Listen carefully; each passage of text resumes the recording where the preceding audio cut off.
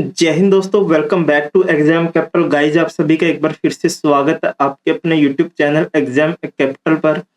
Guys आज की video में हम लोग बात करने वाले हैं what is difference between primary market and secondary market.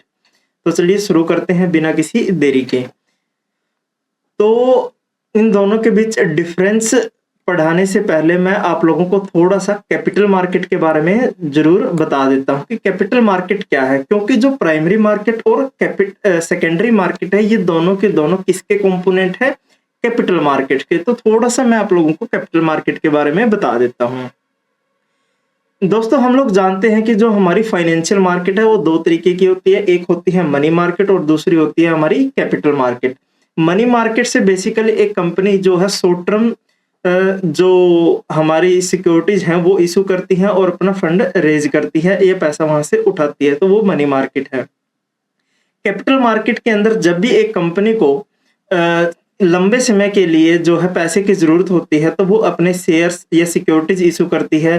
Shares में हम लोग बोल सकते हैं equity shares, preference share, debentures वगैरह, वो इशू करके कैपिटल मार्केट से जो है वो फंड रेज करती है। तो हम बेसिकली यहाँ पर कह सकते हैं कि जो कैपिटल मार्केट है वो लॉन्ग टर्म फंड्स यहाँ से जो है एक कंपनी रेज करती है। सो जितने भी सिक्योरिटीज जो लॉन्ग टर्म के लिए होती है वो सारे की सारी डील की जाती है किसके अंदर, कैपिटल मार्केट के अंदर। सो लॉन्ग टर्म सिक्योरिटीज हमारी कौन कौन सी हो सकती है, लाइक शेयर्स हैं, शेयर्स, इक्विटी है, प्रेफरेंस है, डिवेंचर्स है, और भी जितने भी लॉन्ग टर्म सिक्योरिटीज है जिनका मैच्योरिटी पीरियड 1 साल से ज्यादा का होता है, वो कहां पर डील की जाती है, कहां पर उनकी बाइंग एंड सेलिंग की जाती है, वो की जाती है हमारी कैपिटल मार्केट में।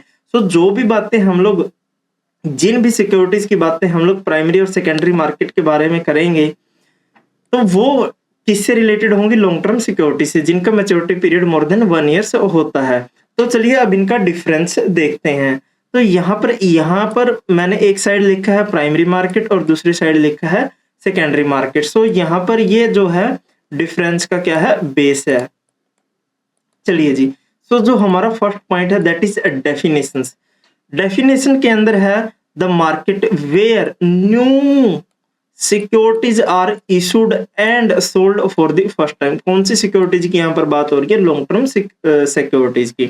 तो जहां पर न्यू सिक्योरिटीज आर इशूड, जहां पर नई सिक्योरिटी जो है और बेची जाती है फॉर द फर्स्ट टाइम, यानी कि पहली बार जो है वो सिक्योरिटी यहाँ पर बेची जाती है। बेचेगा कौन, या बेचेगा कौन, इशू कौन करेगा, that is issuer.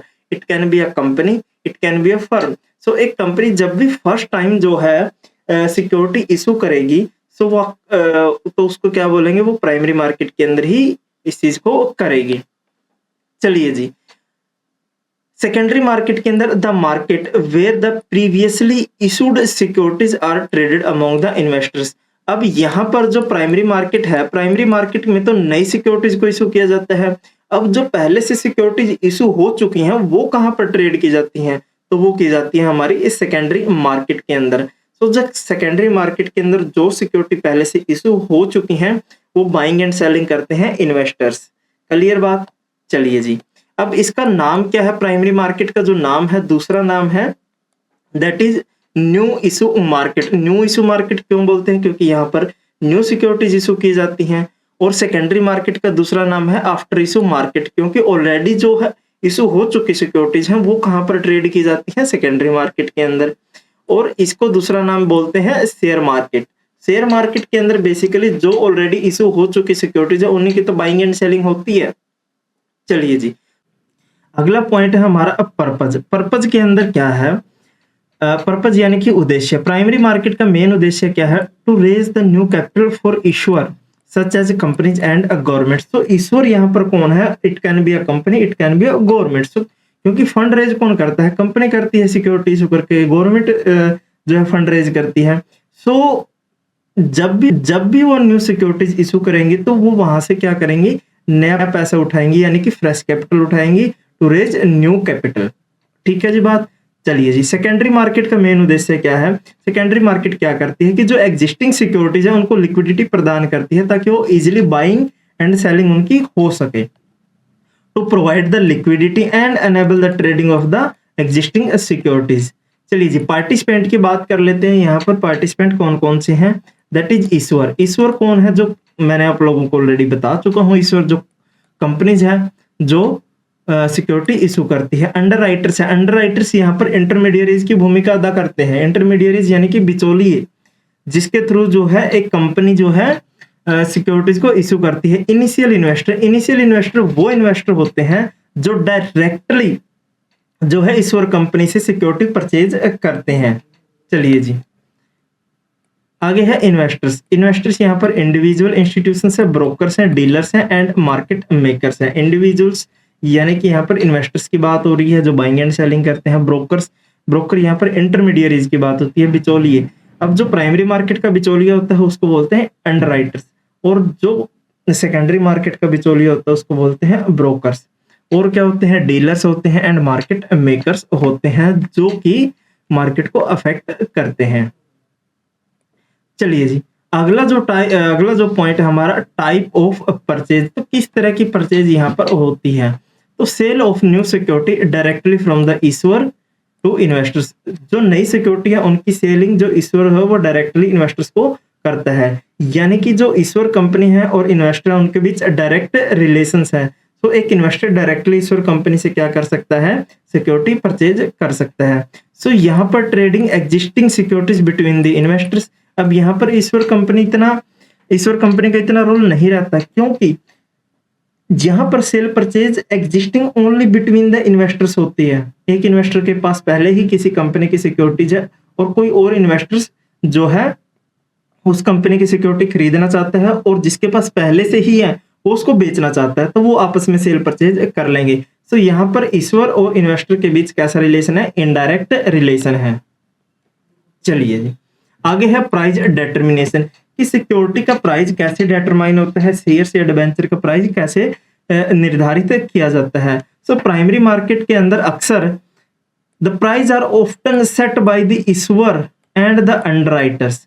So primary market के अंदर सिक्योरिटी का प्राइस जो है या तो कंपनी और जो अंडरराइटर्स हैं वो आपस में मिलकर इसको निर्धारित करते हैं, या फिर बुक बिल्डिंग प्रोसेस के थ्रू इसका जो है प्राइस निर्धारित किया जाता है किसका? सिक्योरिटी का। अब बुक बिल्डिंग प्रोसेस क्या है इसकी हम एक अलग से वीडियो बनाएंगे, जिसके अंदर एप्लीकेशंस आती है, फ्लोर प्राइस होता है, उसके बाद सीलिंग प्राइस होता है, बहुत सारी चीजें हैं, वो हम लोग किसी दिन बाद में एक करेंगे।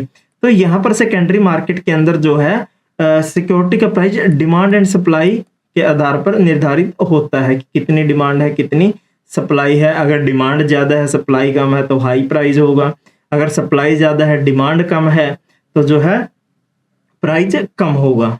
तो इस तरीके से आगे है मार्केट मैकेनिज्म। तो मार्केट मैकेनिज्म के अंदर it includes the IPO and FPOs, private placement and right issue. So यहाँ पर जो है किस तरीके से मेथड्स क्या हैं सिक्योरिटी इशू करने के? आईपीओ भी लेके आ सकते हैं, एफपीओज भी लेके आ सकते हैं।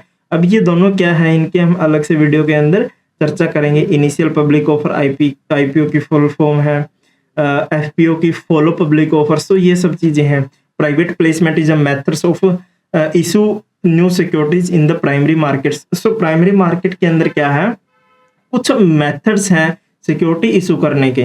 तो किस मेथड से एक कंपनी जो है सिक्योरिटी इशू करती है वो सब चीजें किसके अंदर आती है? मार्केट मैकेनिज्म के अंदर। अब सेकेंडरी मार्केट के अंदर हमारे जितने भी स्टॉक एक्सचेंज है वो किसके अंदर आते हैं? सेकेंडरी मार्केट के अंदर। सो हमारे इंडिया में मेनली दो ही स्टॉक एक्सचेंज है, that is BSc and NSC. BSc यानी कि बॉम्बे स्टॉक एक्सचेंज, एनएससी यानी कि नेशनल स्टॉक एक्सचेंज। सो ये सब चीजें हैं। बेनिफिशियरी यानी कि लाभार्थी कौन रहेगा इसके अंदर? ईश्वर कंपनी, क्योंकि ईश्वर कंपनी जो है सिक्योरिटी इशू करके क्या करती है? कैपिटल मिलती है, कैपिटल रेज करती है। तो यहाँ पर लाभ किसको मिलेगा? ईश्वर कंपनी को। सो यहाँ पर जो सेकेंडरी मार्केट के अंदर लाभ किसको मिलेगा? क्योंकि बाइंग एंड सेलिंग जो है इन्वेस्टर्स के बीच होती है तो इन्वेस्टर्स को ही लाभ मिलेगा। एक जो है प्रॉफिट के कम प्राइस पे सिक्योरिटी को खरीद कर हाई प्राइस पे उसको बेच देता है तो मार्जिन जो रहेगा उसका प्रॉफिट रहेगा। सो ये सब चीजें इसके अंदर रहने वाली है। सो ये था हमारा difference between primary market and secondary market.